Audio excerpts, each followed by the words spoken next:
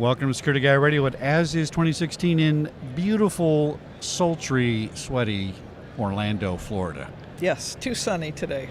It's Little terrible. too sunny for it's me. unbelievable. Yeah. Caroline, how you been? I've been good. How I'm have you so been? glad Chuck? to have you back. Give us the name of your company again. Risk and Security, LLC. And tell me what you guys do. What we do is we make risk assessment software. We go out and do risk assessments, and recently we've switched to active shooter assessments for most of our business. This is very big. So we have a whole active shooter program for anybody who's worried about having an incident and never had it.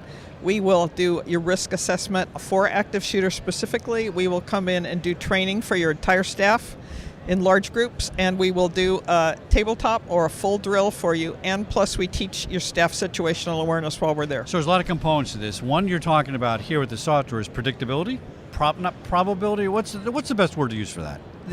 Reproducibility. Reproducibility. Okay. Reproducibility. Right, you can that. take the same bunch of information and have 10 different people do an assessment for 10 different facilities, and they match up. Apples to apples, not apples to oranges. So you can take it and do an assessment here at the convention center in Orlando, and then you can go to Johannesburg, South Africa, and do an assessment of their convention center, and they're going to match up. So as long as we have the data input being consistent, we're going to have data output or predictability that's consistent. That's exactly right. The problem now is that I might ask 10 questions in this venue and 500 questions in some other venue, and I'm not going to get the same result on that. That's right. That's right. Your database, so to speak, is the best way to describe it, right? Yes. Is keeping track of this data, and that's where the analysis comes in. That's what's unique about what you do. That's right. A lot of people have, I got 30 questions I'm going to ask, and that's going to give you a number 5. Well, that doesn't... What's 5? Questions don't give me the data. That's right. Yeah. And I've got also a new watchword for everybody out there who's here in the best year of security to date is compliance. There's only 2 reasons anybody does an assessment or anything with or buys a security control. 1 is compliance, and number 2 is liability. Yeah. That's the whole deal. You want to prove you're compliant with all these new regulations, like the new CMS emergency preparedness. It just was finalized 2 days ago. And also you want to reduce liability for your company or your agency or whatever. And the only way you can do that is by identifying the proper threats and offsetting them with matching controls. So I go out and teach active shooter response, some physical responses. Here's what you do. You run, you duck, all that kind of stuff we do. And people find it valuable. I call it tactical. There you go. That's a good way to describe it. Exactly. And what I find is still some resistance to implementing that training because people say, well, if I admit that, then there's a problem, then I can't. I go, okay, if nothing else, they could use this at the grocery store. Yep. Maybe it's not on your company. Maybe it's someplace else. That's right. What are you finding is the resistance? We talked about this a few years ago. Has the resistance to this training changed? Completely. And what is it a new resistance or what is it? There's no resistance. I find almost zero resistance now. Wait, so a couple years ago we had a problem. Since Umpqua, yeah, since San Bernardino, since the Orlando Pulse shooting, I find zero resistance. Well, that's a good shift. Because security is sexy. Security is hot. Everybody wants security now, and who's pushing it? It's not coming from the outside vendors who want to sell something or manufacture something. It's coming from the results of the assessments that show that their staff doesn't feel safe in their facility. Now, that's a very good point. When I do these training things, I go around, and there's usually some HR rep in the class, or there's somebody from, legal or something there. But what happens after the class is I get all these evaluations of, why was I never told this 20 years ago? Right. And we need more of this training. That's right. And then you become too popular, and sometimes you don't get to come back for that. But yes. The people like the training. They feel like they have control over their life. That's right. They feel like you've given them a tool. And they're I think grateful from the employer. They're grateful. And not only are they grateful, how can I say this? They feel like their employer cares about them and cares about their personal safety. Exactly. Because he gave it to them. Exactly. That all these, especially like you look at healthcare, and they just signed, I said, this new rule about emergency preparedness, and you go out and interview these nurses, they don't feel safe. They go, the parking lot gives me the creeps. I've heard that. It's too dark at night after 5. They had these doors locked down, and then they changed it, so now they're not. So somebody can come up behind them and shoot them or stab them, and it's highly likely at some settings. Well, especially in an ER environment or something where that's and that's a big driver for nurses too about where they want to work is where they feel safe, and they don't have to be safe. but you give them the feeling that you're listening to them and you care. That's the biggest thing. Even at universities and things like that, they need panic alarms. They need to be able to do something if something happens, and right now they can't do anything. They have no tools. The security officers have nothing. They don't have pepper spray. They don't have a taser. Everybody's got nothing. And the number of incidents is going up so wildly that if I showed you this thing from 1966, 2015, it's a flat line across the bottom, and then it shoots up like 800%. Yeah. I mean, it's just, and everybody knows somebody who's been involved now. Every state has had an active shooter. Every single state had an active shooter incident. Well, I think one of the disconnects is that homicide is, quote, down. Yep. But that's only because medical science is up. Yep. I can save you faster. That's right. And That's that doesn't mean, but the acts of violence are exponentially higher. That's the problem. And not only that, there's so many more people who want to do us harm. Right. And they feel justified now. I've done a lot of research, and I've been, of course, teaching active shooter for 20 years, but it's all about why that these if you compare all these different incidences I have, you can see that they feed off of each other. So like the guy at the Lafayette Theater shooting who killed those people completely randomly, he identified with Dylan Roof in Charleston. He killed people for Dylan Roof who didn't even know about it. Right. And a lot of these things are feeding off each other, and there's so many now that it makes it easier to do that. And there's no way you can prevent it.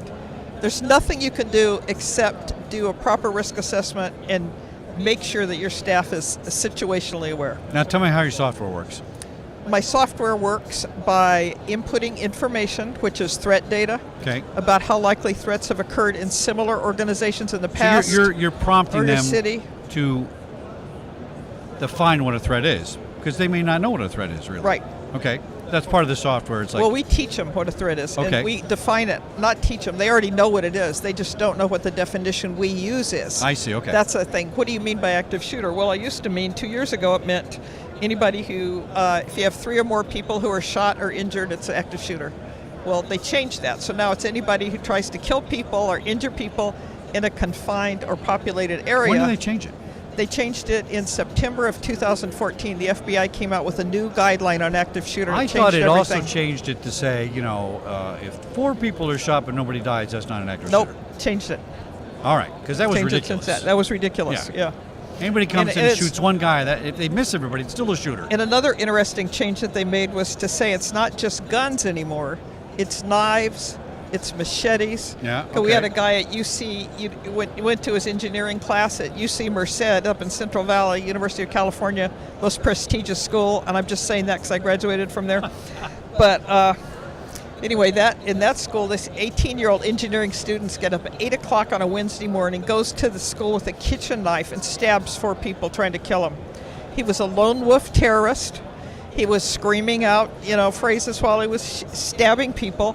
And it turned out he was on the active shooter list, the terrorist watch list. Oh. But they didn't bother to tell the local police, the university police, or the administration. Well, let's talk about that. It's data sharing, all right? Yes. Everybody has a silo. Company A is not going to tell Company B what their data is.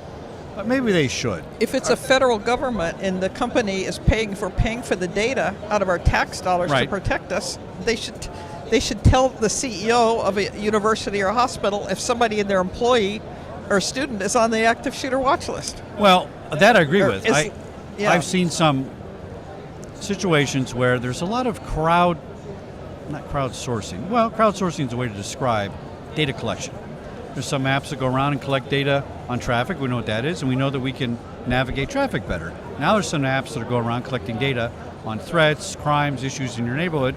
And when you put that in a database and you collect it for 10 years, now you become your own single source of very valuable information for that particular area because you have a microscopic view right there. That's right. You have data that's unique to Caroline and your assessment and what you've come up with in your intellectual property.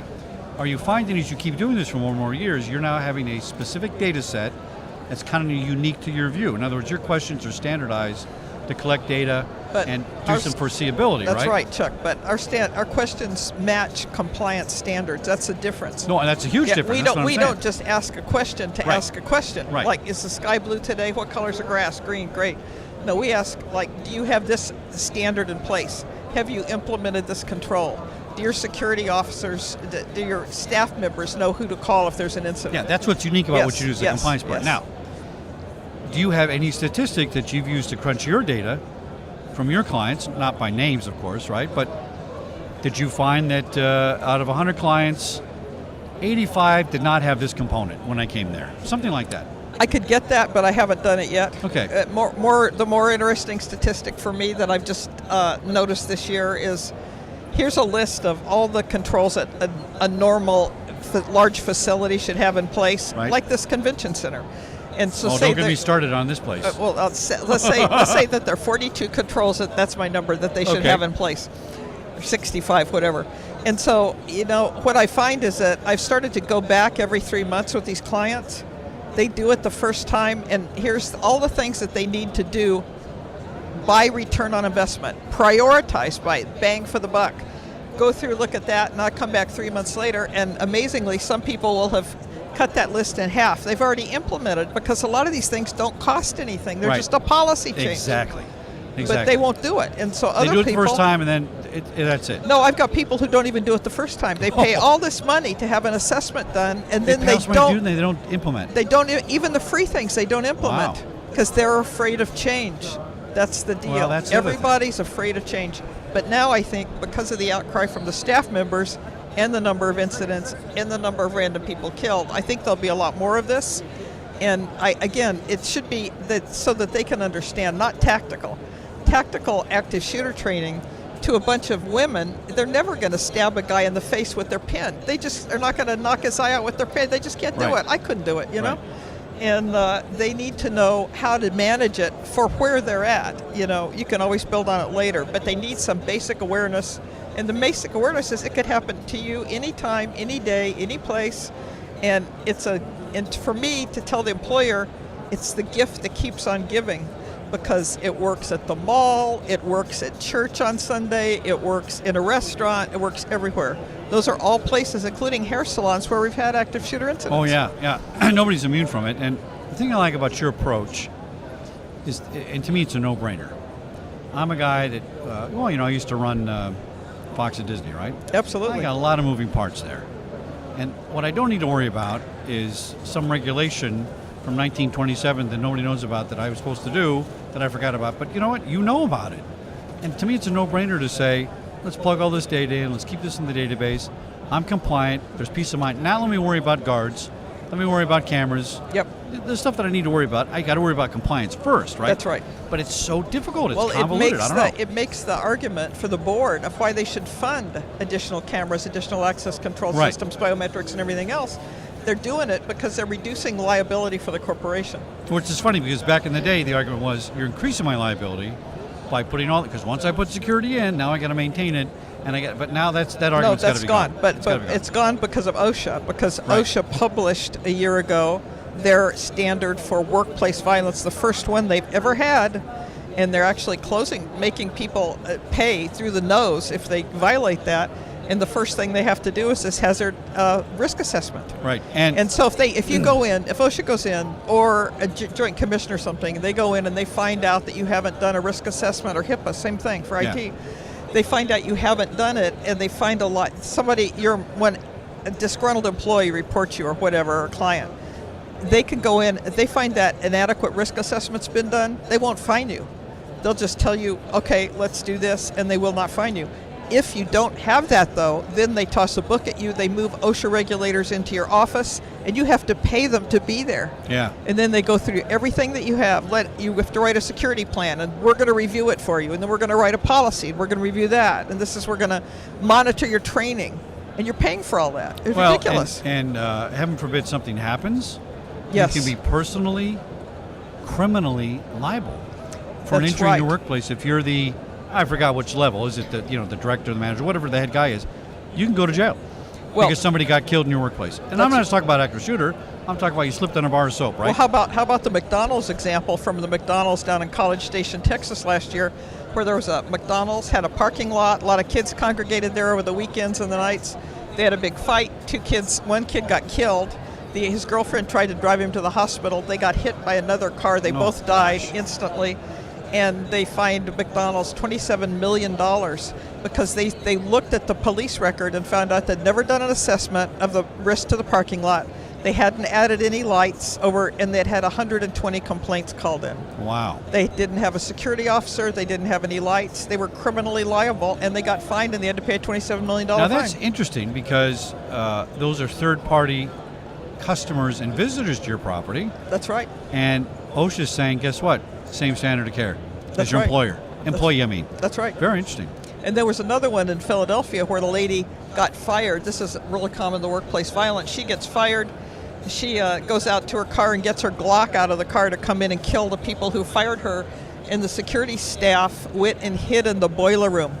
They locked themselves in the boiler room. And it was a big security company. They got a $46 million judgment they had to pay because for the 2 people who died, the families of the 2 people, and then the third one who was injured, because they didn't exercise due care. They had no training. They didn't notify management. They didn't tell the second entrance that she'd been fired. They were the ones who let her in the second time. So it's just the tiniest little thing of having the policy in place that whenever somebody's terminated, HR's there. If there's an issue, they tell somebody else. They didn't do any of that. And so they got the maximum fine. And the judge said in the court document, she said, if you're going to be a security officer, you have to actually act like a security officer. You can't go hide in the boiler room when things get rough, you know. Yeah. Caroline, been a fascinating discussion. Once again, give us your website. Thank you very much. It's www.riskandsecurityllc.com, or they can contact me personally at Caroline, Caroline, at riskandsecurityllc.com. Thank you, Chuck. A no-brainer, everybody. You got to get this. It's so easy to get this right. That's Caroline. right. Thanks Thank again you. for coming on the Thank show you, as Chuck. usual. See you Appreciate soon. it. Thanks.